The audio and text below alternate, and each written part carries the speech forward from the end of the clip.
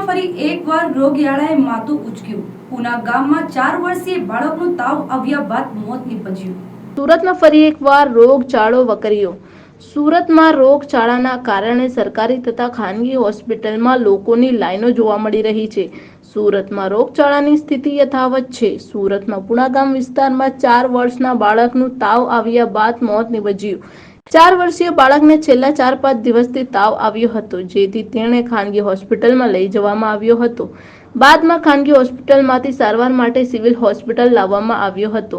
સારવાર દરમિયાન 4 વર્ષીય બાળકનું મોત થયું। 4 વર્ષીય માસૂમ બાળકનું મોત થતા પરિવારમાં શોકની લાલીમાં છવાઈ ગઈ છે। તમારું નામ જણાવો, શું ઘટના બની? મારું નામ ચૌહાણ સંદીપ અને મારા છોકરાનું નામ રુદ્ર ચૌહાણ।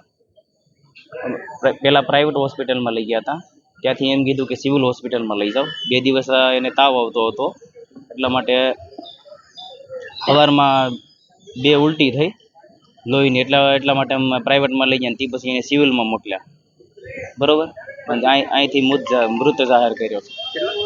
4 વર્ષનો। નહીં, પહેલાં તો કંઈ બીમારી નહીં હતી, બસ આ 2 દિવસ તાવ આવ્યો એ જ બીમારી।